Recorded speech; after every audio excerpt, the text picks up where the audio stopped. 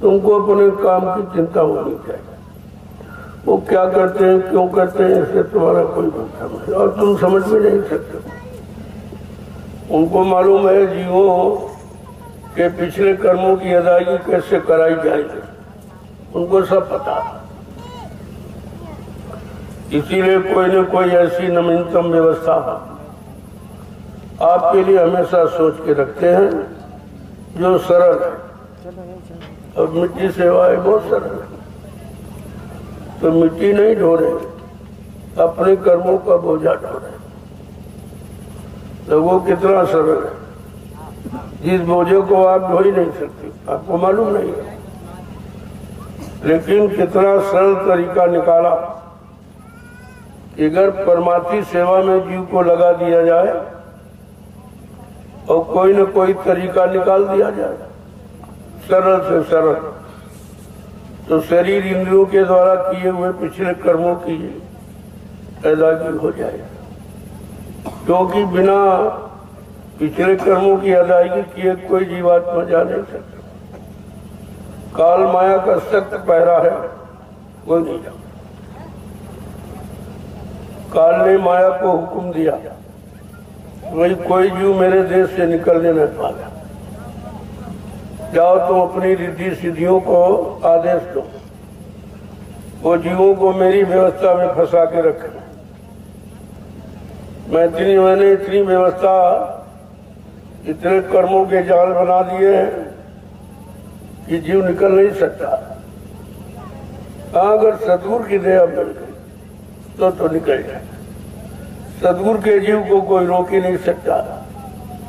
इतनी ताकत बीच के मंडल में किसी के पास, न ब्रह्मा के, न विष्णु, न शंकर के पास, न राम, न कृष्ण, न देवी देवता, इनके पास शक्ति नहीं है जो सतगुरु की व्यवस्था को रोके या उनकी व्यवस्था को ये कर सके, ये उनके पास नहीं है।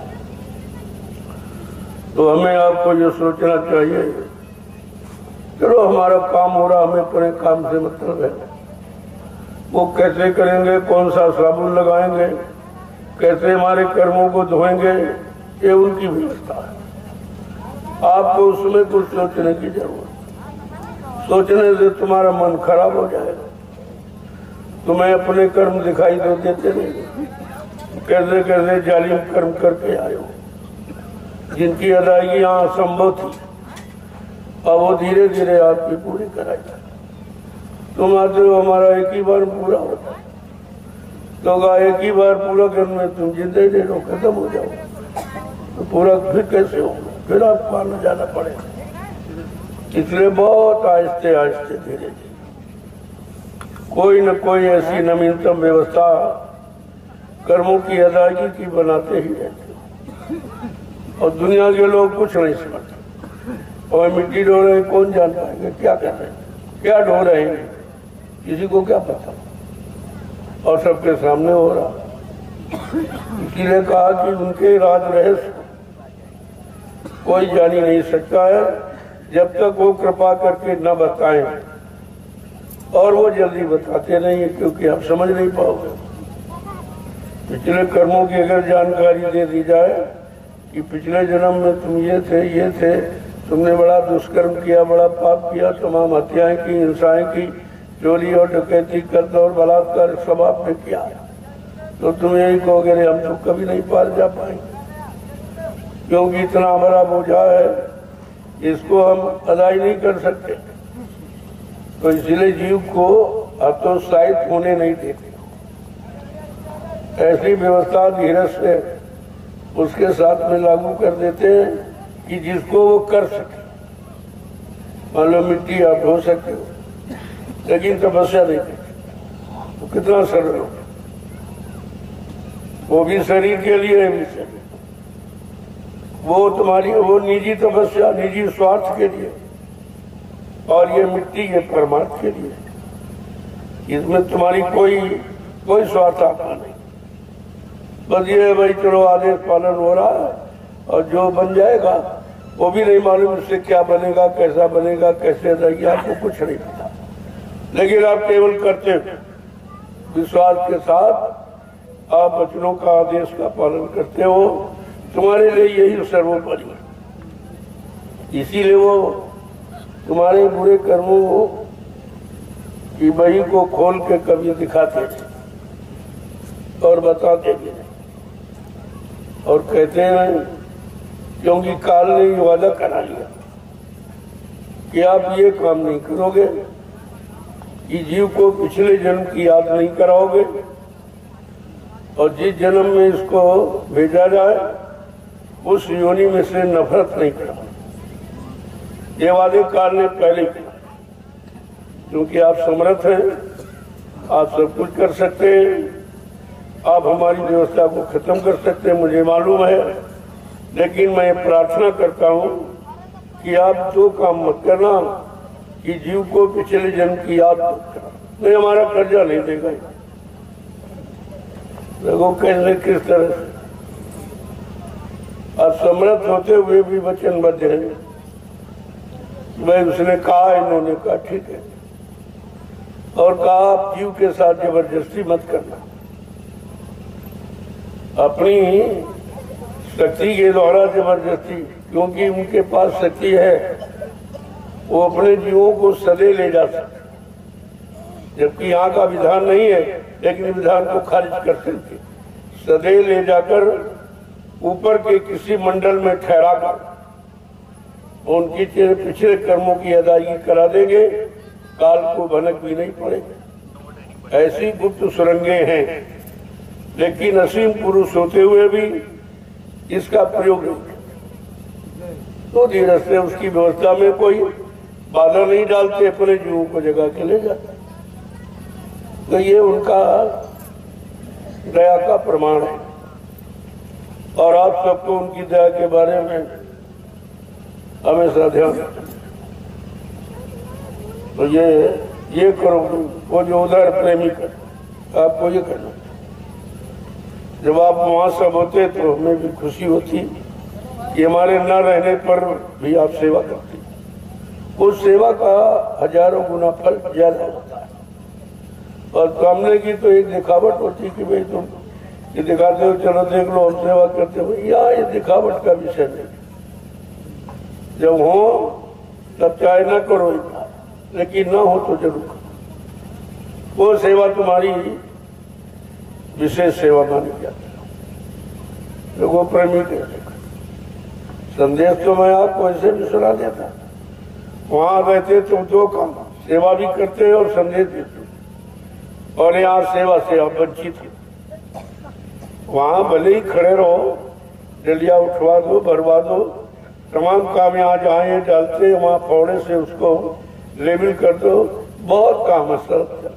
या जो प्रेमी कर रहे हैं उनको पानी नानी पिला दो, गुड़ की कोई व्यवस्था हो उस व्यवस्था को दे दो, ये सब सेवा में ही आता है।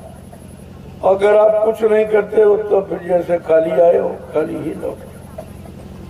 ये संसार बड़ा खराब है, बिना किए का नहीं देता, और करनी इतनी सरल कि हर जीव कर सकता है।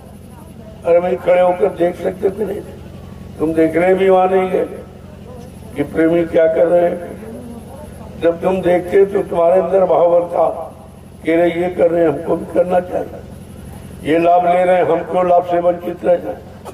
ऐसे जीव बेचारे छूट जाते, वो कभी कुछ नहीं पाते, आते जाते इसी में समय गंवा देते, और मिलता कुछ नहीं।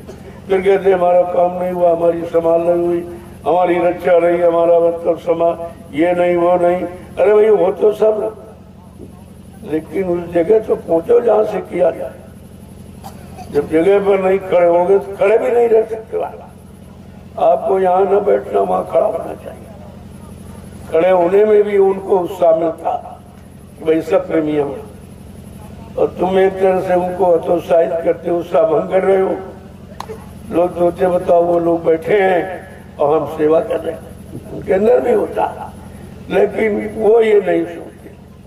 कहते हमको इससे क्या लेना देना, कोई करता कि नहीं करता, हमें करना चाहिए, हम करेंगे तो हमको लाभ मिलेगा, जो नहीं करेंगे वो नहीं मिलेगा। संत मत में उदार सौदा नहीं होता, कोई सिफारिश, कोई घूस रिश्वत, कोई जबर जोर दबाव, ऐसी कोई व्यवस्था इसमें नहीं। इसमें तो जीव को सचेत करके, जगा करके, उनमें प्रेरणा भरकर उनको परमार्थी सेवा की तरफ मोड़ दिया जाता है। धीरे धीरे धीरे धीरे शरीर इंद्रियों से जो आप करते हो, तो शरीर इंद्रियों से जो बुरा कर्म किया उसकी सफाई होती, उसकी सफाई होती। और कोई तरीका कर्मों की सफाई का है नहीं, और जो है वो कठिन है। या तो आप भजन करो, या तपस्या, त्याग, संयम, वैराग, वो पिछले युग की साधना है, वो आपसे होगी नहीं, क्योंकि वो शरीर की उम्र और शरीर का मन ताकत तो है नहीं, लिहाजा वो आपसे हो नहीं सकता।